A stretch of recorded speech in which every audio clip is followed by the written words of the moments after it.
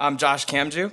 I'm the founder and CEO of a company called Sublime Security. We're a free and open detection as code platform for email attack defense and threat hunting.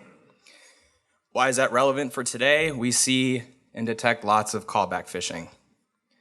Prior to Sublime, I spent most of my career at the DoD doing offensive cyber stuff. As a pen tester, grew up in the Maryland area, went to University of Maryland, martial arts, and played a lot of Halo 3. All right, so quick overview of what we're going to talk about today. We're going to talk about what callback phishing is. We'll talk about various TTPs that we've seen. We'll talk about detection, and then we'll talk about a case study where we engage with a callback scammer. Okay, what is callback phishing? Show of hands, who's seen an email like this before?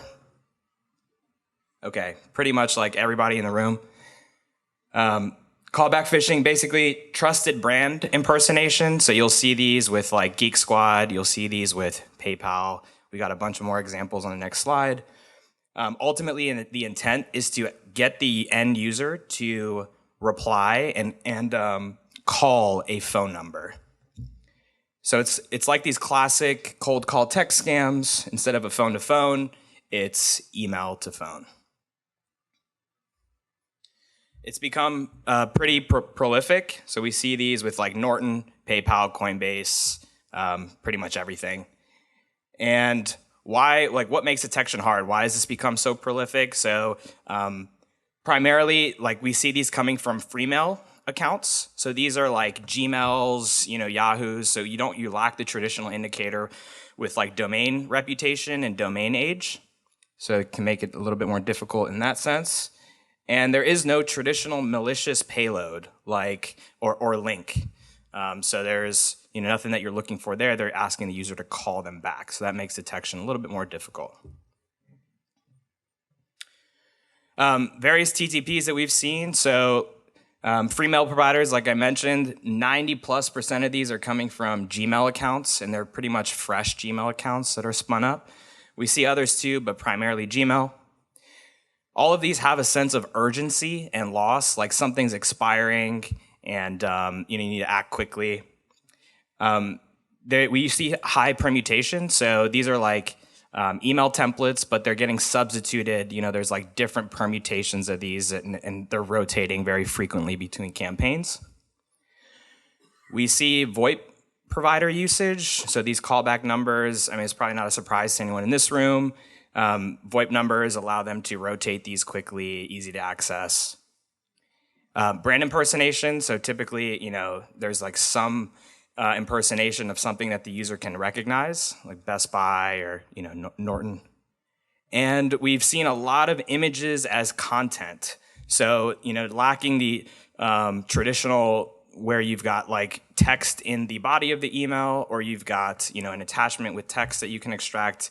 We see a lot of images, and that can make traditional detection more difficult as well, because you can't do like normal keyword phrases. You need to apply some more advanced detection techniques. As far as intents go for these attacks, we've seen pretty much everything. We've seen malware and ransomware delivery. So we've seen commercial remote access tools. So these are like legitimate tools that we see, like log me in, or something that's like a legit binary that's actually used commercially. We've seen modified rats and malware and things like that. As far as crime, financial theft goes, we've seen bank transfers. We've seen attackers literally when they're on the phone with the end users, they will like blank their screen after having them log into their bank account and start transferring money out of their account. And data theft, so that shouldn't surprise anybody. Okay, so let's talk about detection techniques. So these are like signals that you can use to detect, and then we'll go through some like specific examples of how you can piece these together. So the existence of a free mail sender, so like a Gmail, those things like that. Email reputation, so we lack domain reputation, but we can do email reputation. So is this an account, an email address that's been seen elsewhere on the internet? I gave a talk on this at SLEUTHCON a couple years ago on how you can do this and how you can build this yourself, called email rep. Logo detection. So these are, these all pretty much have a logo of the brand to make it more convincing. Optical character recognition, or OCR. So particularly for those image as content attacks, OCR is key. So you need to apply OCR to extract the text from the images, and then you can apply your detection, whether it's suspicious phrase identification or natural language understanding. The existence of phone numbers, and in particular VoIP numbers. Suspicious phrase identification. These are things like, it could be as simple as keywords like Norton or PayPal, or they could be things like things that are more urgent, or something's expiring. A little more advanced application of this is applying natural language understanding to analyze the text for tone and intent. And then typically these campaigns are like mass campaigns, not necessarily targeted. So there's typically never not much sender history or prior contact between the recipient or even the organization and that sender. So if it's a new sender, that's usually a pretty high signal as well. Okay, let's put this together. So this is illustrative of how one way that you can put these signals together to detect this.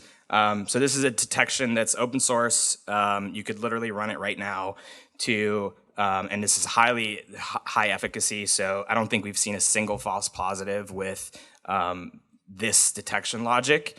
So we're basically on the left side here, we've got a callback phishing email with the attack in the body of the message. And on the right side here, we're looking for inbound messages, and we're looking for that free mail sender check. And then we're looking for various keywords like Norton and whatnot. We're looking for the existence of a phone number. We're looking for suspicious phrases after that, and then we're looking for no prior contacts. So we can piece these signals together for high efficacy detection. And a little bit more advanced example here, where you can apply natural language understanding and OCR together. So in this case, we're looking for the file attachments, images as content.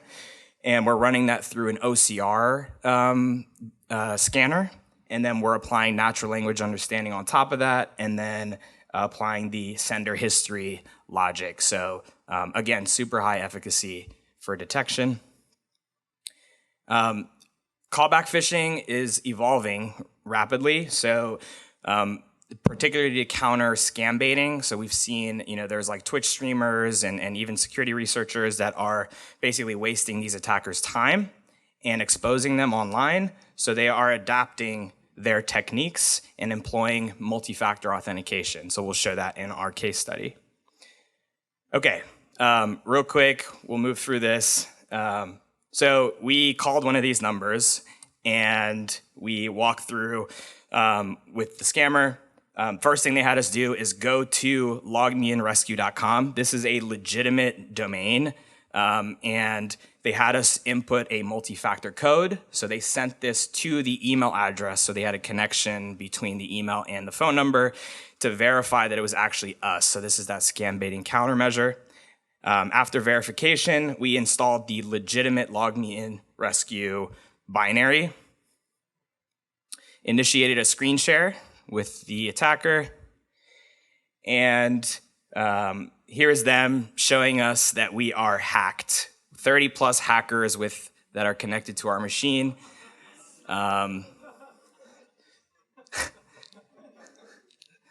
Super next gen. And then that just reminded me of this old gem here, which I don't know if it's gonna play, but let's see. Well, if you haven't seen that, it's a way that you can view anyone's IP address on the internet. That's it. Thank you.